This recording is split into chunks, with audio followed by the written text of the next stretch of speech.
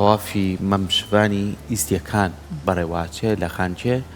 شیروان ئەگەر گوێبیستی ئەمە ئیشەڵا گوێت لێمام نەبێ زانیاریمان بیتێ لەسەر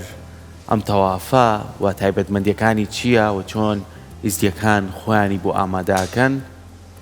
تۆ پێمان بڵێ سڵاو لێبێت.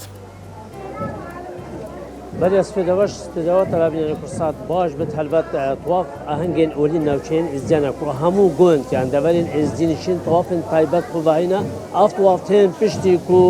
جەژنە سەر ساڵە ئیزدیا ئەبدومایی کرێت پشتی جەژنێ تەوافین ئیزدیا دەست پێ بکەن ئەبرو ئەم لە نەحیا خانکینەک و الفێری بژنێت تەوافە زێوە مەمێ شڤان یعنی ئەوزانمە ڕسمین vê تەوافێ چینە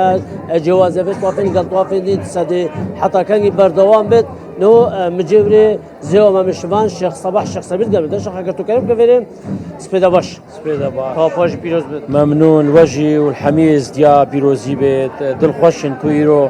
ريو رسمي طوافا ما بشيوازكي ريكوبيكو آراميا أسايشا دفرما وكردستان بريفتشن شيخ قالوا بحسين رسمي في طواف بكاي چرا رسم تدا بريفتشن الهفارة هر طوافكي هر كسك جما خزم وكسوكار ودوست وهواين خوش دفرين دنيت ازدياو وتقنديش درفي ازديام دا خواست كنا بو طوافي اكيد جي مثلا هر مالك سر برق شرجيت كدو برهافين خير زاد خير اكيد كتا مثلا بو خوان دنيا وميفانت خوا ايرو روجا طوافي جي وك خلق ما وقتی هند بینن دیمانا دا دیار کول دا سپیکر سبیع خلق حمیتین جبو خوا نزا و دعایت کنو زیارتی دبین پاش نجی نزیکی دا مجمرنا هونی وکه ریورسمین نوکرنا پریا دا سپید کن پاش او پرین وان خاصا تینا نوکرین زادک تایبت الوی روجت تا آماده کرنا او جید بجنی سمات او کساتین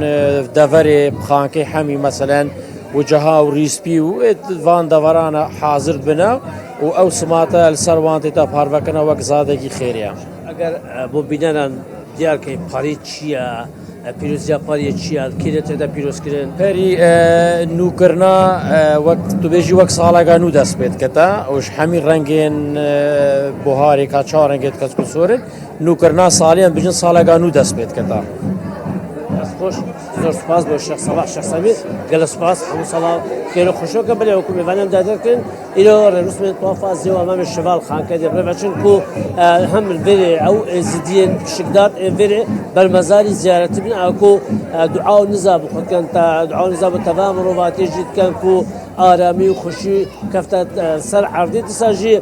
پشتوی رسمن پریه با پری پارچه پرو وکش چندی رنگام پکید سر مزاری تتا هلاوستن بری هنگی او پری پرزگاه لارش کانی اسپیت تا مور کرم آوا کانی اسپیت تا پیروز کرون لرسمن طوافت تا هلاوستن پشت هنگی رسمن سماعت طواف دست بکنو هر یک اندک میوانه و تمام آخر